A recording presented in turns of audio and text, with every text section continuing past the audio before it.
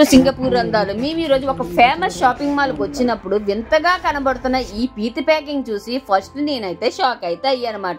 ఇదే కాదండో ఎన్ని రకాలు ఉన్నాయి చూసారు కదా. ఇంకిక్కడైతే కేవలం 5 రూపాయలకి ఎంత పెద్ద సైజు లాలీపాప్ చూసారు కదా. ఇది గాని మా బొడ్డుదానికి ఇస్తే నెల రోజులు తింటాదేమో.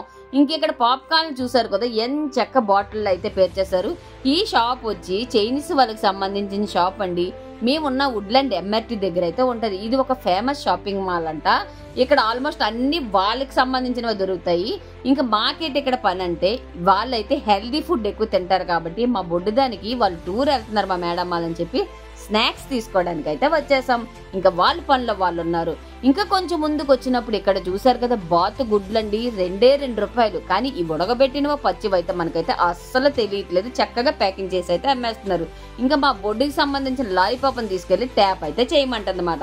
నా జీవితంలో నేను స్ట్రాబెర్రీ పండు ఒకటే చూసాను, కానీ ఇక్కడ 2 రకాలు అయితే ఉన్నాయన్నమాట.